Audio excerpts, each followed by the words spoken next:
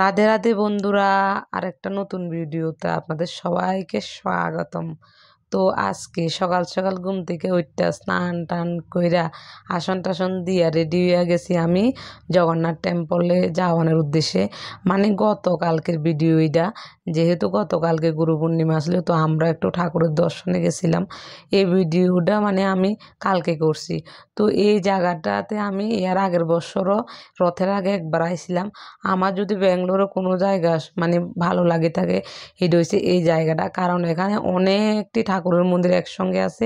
আর আমার সব থেকে প্রিয় ঠাকুর জগন্নাথের মন্দির এখানে।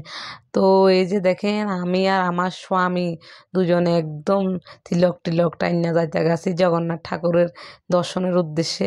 এই যে দেখেন কি সুন্দর মন্দির, আর এই যে দেখেন আমার প্রিয় জগন্নাথ ঠাকুর। তো আপনারাও দর্শন করে লন।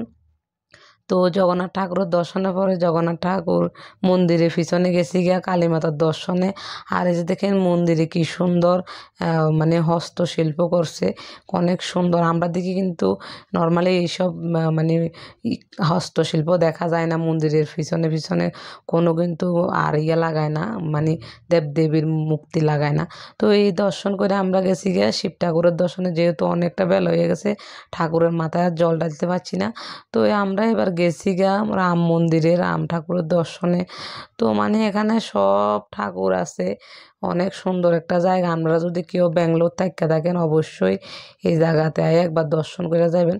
আর দেখেন এটা হচ্ছে ব্যাঙ্গালোরের সব থেকে বড় হনুমান স্ট্যাচু, মনে হয় 7-8 তলা বিল্ডিংয়ের মতো, এত উপরে। আর এখানে বজরংবলীরও প্রত্যেক দিন কিন্তু সিঁদুর দিয়া স্নান করানো হয়, ফান পাতার মালা দেয়।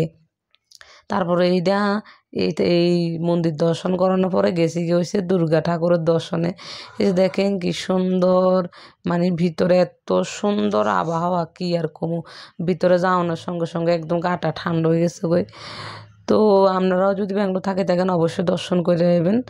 তো বন্ধুরা, আজকের ভিডিওটা এই পর্যন্ত, দেখা হইতাছে নতুন কোনো ভিডিওতে। সুস্থ থাকবেন, ভালো থাকবেন। আর আমার ভিডিওটা যদি ভালো লাগে থাকে অবশ্যই লাইক করবেন। রাধে রাধে।